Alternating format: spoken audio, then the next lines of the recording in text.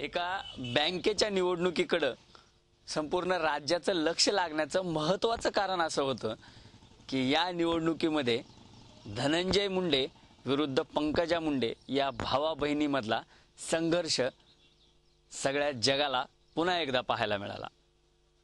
17 संचालक असलेल्या या बँकेमध्ये राजकारण करण्यासारखं काहीच नव्हतं।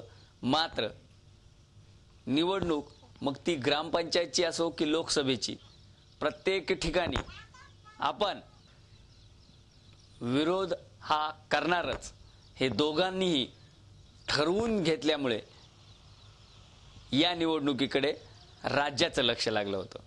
लक्ष्मीकांत, रात्री उशिरा लागलेल्या निकालात पंकजा मुंडेंच्या पॅनलचा विजय झालाय हे खरं आहे, पण निवडणुकीत धनंजय मुंडेंच्या पॅनलला 6000 मतं मिळाली आहेत। त्यामुळे भविष्यात पंकजा मुंडेंना याचा धोका होऊ शकतो का?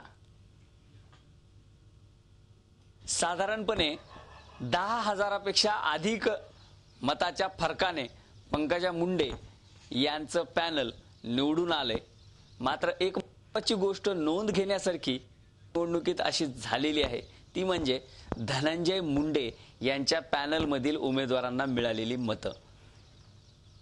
धनंजय मुंडे यांचा तसा या बँकेशी फार थेट संबंध येत नाही, कारण 27 वर्षापासून ही बँक मुंडे घराण्याच्या ताब्यात आहे।